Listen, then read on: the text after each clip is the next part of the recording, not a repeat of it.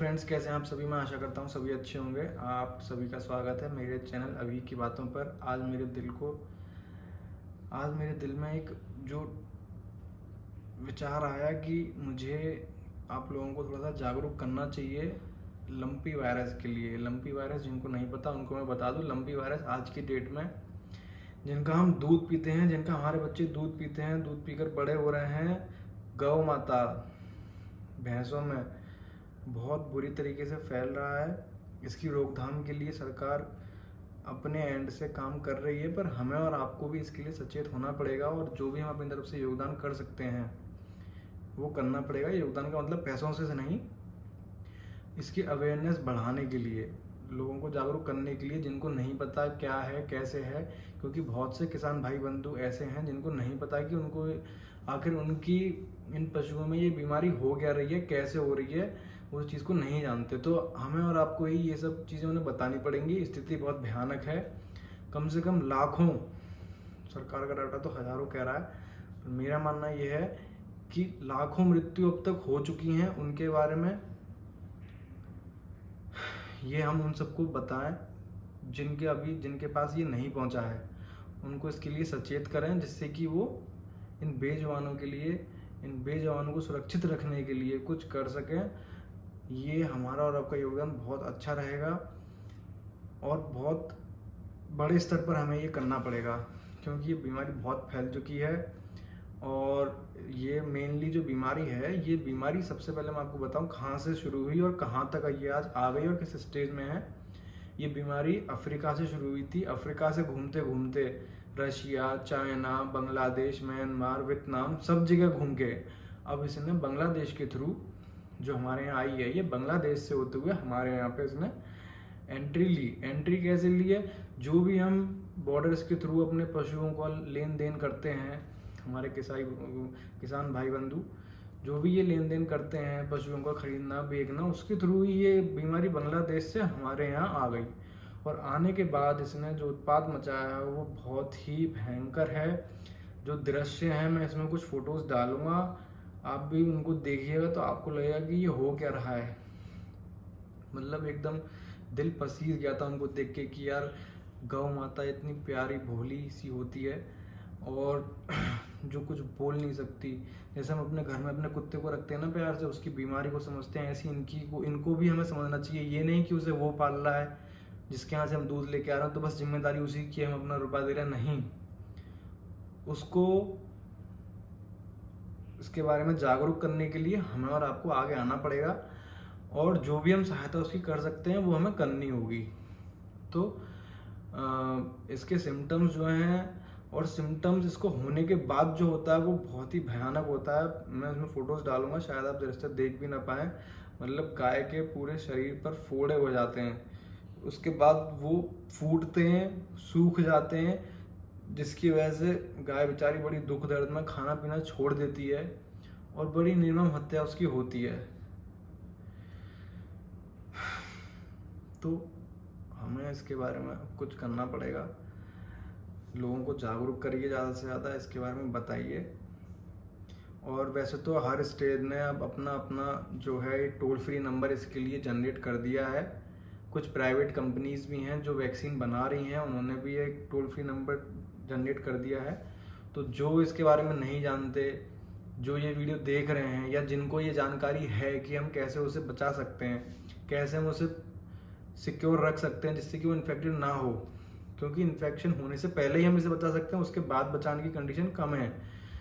तो अभी जो वैक्सीन सरकार की तरफ से या जो भी प्राइवेट एजेंसी है उसकी तरफ से जो बांटी जा रही है या दी जा रही है वो है गोट पॉक्स नाम की ये वैक्सीन है, जो कि सभी को दी जा रही है और बांटी जा रही है। टारगेट बहुत लंबा है पर इस पर जल्दी से जल्दी काम हो रहा है, सब लोग प्रयत्न कर रहे हैं। हमें और आपको भी करना पड़ेगा। जो गैया हमारे गली में घूमती रहती हैं, जिनको लोग इस्तेमाल करके छोड़ देते हैं, उनके रखरखाव वाला कोई नहीं है, उनको भी आपको टोल फ्री नंबर से आप जानकारी लीजिए, या उन्हें आपके नज़दीक में जो गौशाला है, जो भी आपके ज़िले में एनिमल हस्बेंड्री ऑफिस है, वहाँ पर जान के आप जानकारी लीजिए या उस पशु के बारे में दीजिए कि जी हमारी गली में ये रहता है, ये गाय रहती है, जो कि इस बीमारी से जूझ रही है, तो वो हो ही सकता है बोलूँगा, कंफर्म नहीं बोलूँगा कि आ ही जाए। क्योंकि मैंने मोस्ट ऑफ द टाइम देखा, जब मैं गौशाला में जाके एक बार मैंने कंप्लेंट करी है कि भैया वो गौ में बीमार पड़ी है, उसको जाके देख लीजिए, तो कोई सुनवाई नहीं होती है।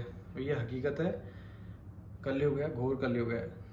इसमें जो आप अपने एंड से कर सकते हो, जैसे हम अपने बचाव के लिए कर सकते हैं, ऐसी गौ को भी अपना माँ ही मानिए, क्योंकि उसका दूध पीते हैं हम। हकीकत बात है ये है। तो अब उसके लिए आपको करना पड़े तो आप करिए, जाइए। टोल फ्री नंबर है वैसे तो 1962, ये एक टोल फ्री नंबर है जो कि शायद ऑल ओवर इंडिया काम करेगा। जिसको भी इसके बारे में विस्तृत जानकारी चाहिए, जैसे प्रिकॉशंस कैसे बचें, क्या बचाव हैं, कैसे वैक्सीन लें, क्या करें, तो वो जानकारी आपको इस पर मिल सकती है। बचाव के लिए बस यही है कि जो अभी इन्फेक्टेड एरियाज हैं, जैसे कि सबसे ज़्यादा जो इफेक्ट कर रही है, इसने राजस्थान को हिट किया है, गुजरात को किया है, और झारखंड, अब दिल्ली, यूपी, ऑलमोस्ट सभी स्टेट्स ने बड़ी जो हैं वो कवर कर ली हैं। तो स्थिति बहुत भयानक ही है। और भयानक अब झारखंड में तो ये सुनने में आ रहा है कि ये सुअरों में भी जा रही है। तो स्थिति बहुत भयानक है, फैल रही है।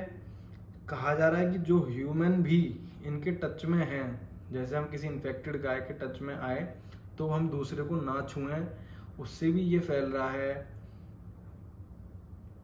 एक अगर आपने किसी गौशाला में एक कोई इन्फेक्टेड गाय चली गई तो सबको ले डूबेगी, ये समझ लीजिए। जैसे कोरोना था ना, बाय एयर बाय माउथ जैसे भी था, सब फैल रहा था, ऐसी ये है, ये भी फैल रहा है। और इसके बचाव के लिए सबसे पहला तो यही है कि जो सही हैं उनको अभी वहीं सही स्थान पर रखा जाए, और जो बीमारी से जूझ रही हैं उन पर हम ट्रीटमेंट करें, और जो वैक्सीनेशन हमें सही वाले को देनी है उसको वैक्सीन हम पहले ही दे दें, ना कि ये कि जब वो बीमार हो जाए तब, क्योंकि वैक्सीन इसमें पहले ही दी जाती है, बाद में देने से काम नहीं बनेगा। तो इसलिए मैं आशा करता हूँ आप ये सब बात समझें और उन किसान भाइयों को बताएं, क्योंकि हमारा और आपका घर तो हो सकता है कि आप 40 रुपये 50 रुपये लीटर का दूध लेके अपना काम कर दें, पर उसके लिए रोजी रोटी किसान के लिए, या जो दूध वाला उसके लिए, बेचने वाला उसके लिए रोजी रोटी केवल उसकी गाय भैंसी हैं, और वो भी अगर बीमारी से चली गई तो एक जीव की निर्मम हत्या ही होगी है, क्योंकि हम अपनी तरफ से कोई एफर्ट अभी कर नहीं रहे हैं। बहुत ही जिसको हमें पहले कर देना चाहिए था। ये बीमारी अभी से नहीं, बहुत टाइम पहले से चली आ रही है, इसके बारे में सबको पहले से ही सचेत होना चाहिए था, जो कि नहीं हुए। पर अब है तो उसको जल्दी से जल्दी स्थिति को संभालने का प्रयास कैसे करें, सरकार को भी सोचना चाहिए, और हमें और आपको भी सोचना ही पड़ेगा, और इसके बारे में कुछ करना ही पड़ेगा, जो कि करिए। मैं इसमें कुछ फ़ोटोज़ डालूंगा। हर स्टेट ने अपने अपने नंबर जारी किए हैं, टोल फ्री नंबर, इसके लिए मैं वो भी आपके इसमें डालूंगा, डिस्क्रिप्शन बॉक्स में देख लीजिएगा नंबर। तो दोस्तों भाइयों, जो भी इस वीडियो को देख रहे हैं उनसे मेरा निवेदन यही है कि अपनी दुनिया से थोड़ा उठिए, इन बेजुबानों को भी समझिए। जैसे हम कुत्ता घर में पाल लेते हैं, उसे बड़े प्यार से रखते हैं, अपने बच्चे की तरह रखते हैं, ऐसे ये रोड पे घूम रही हैं, इनको केवल श्राद्धों में रोटी खिलाने के लिए ना देखें, इनको ये भी देखें कि इनका पूजन करें। लोग इनको अपने घर के आगे बैठने तक नहीं देते कि गोबर कर देती हैं, टॉयलेट कर जाती है। ऐसे ना करें, इनका भी ध्यान रखें, और जो लोग इन्हें छोड़ देते हैं उनके खिलाफ सख्त कार्रवाई करवाने की कृपा करें। जैसे भी आप कर सकते हैं, जिस माध्यम से आप कर सकते हैं वो करें। गौशाला में भिजवा सकते हैं तो वहाँ भिजवाइए। वैसे वहाँ भिजवाने का कोई फ़ायदा नहीं, क्योंकि वहाँ बहुत ज़्यादा रीढ़ मरती है। कुछ गौशाला हैं, कुछ लोग हैं जो ईमानदारी से अपना काम कर रहे हैं, बाकी हर कोई ऐसा नहीं कर रहा है। तो मेरी आपसे यही हाथ जोड़ के विनती रहेगी कि इनको जैसे भी हम बचाव कर सकें, इनका बचाव करवाइए। क्योंकि जो मैं तस्वीरें मैंने देखी हैं, लाखों चली गई, लाखों, और बड़ी बुरी तरीके से पड़ी हुई हैं। जैसे कोरोना में इंसानों को हाल हुआ था ना, जब इंसान को समझ में आ रही थी, पर ये बेचारे बेजुबान हैं, ये किसी से कुछ कह नहीं पा रहे हैं। तो इनके लिए भी अब हमें सोचना पड़ेगा, हमें ही आपको सोचना पड़ेगा। ये बेचारे खुद कुछ नहीं कर सकते। इनको अपने घर का एक सदस्य ही समझें। जैसे हम घर के सदस्यों के लिए या अपने एक पालतू जानवर के लिए परेशान होते हैं, ऐसे ही हमें इनके लिए भी परेशान होना पड़ेगा, इलाज करवाना पड़ेगा।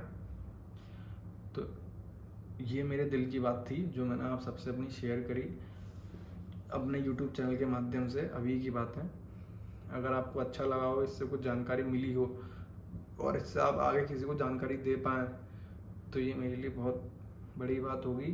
मैं आपका धन्यवाद करता हूँ। और आशा करता हूँ ऐसी मैं आगे वीडियोज़ लाता रहूँगा, आपको कोई ना कोई जानकारी देता रहूँगा। तो आप भी मेरे चैनल पर बने रहिए, इसको सब्सक्राइब कर सकते हैं, अच्छी लगे तो आगे शेयर कर सकते हैं जानकारी। ये देखिए कितनी दयनीय स्थिति है, ये बेचारी गौ माता कितनी परेशान है, बहुत ही ज़्यादा दयनीय स्थिति है, बहुत ज़्यादा कष्टकारक स्थिति है। ये इसके शुरुआती सिम्टम्स हैं जो आप अभी देख रहे हैं, और ये प्रिकॉशंस हैं जो हम और किसी को ना हो उसके लिए हम ये कर सकते हैं। तो इसको जानकारी को आगे से ज़्यादा शेयर करें। आपका बहुत बहुत धन्यवाद।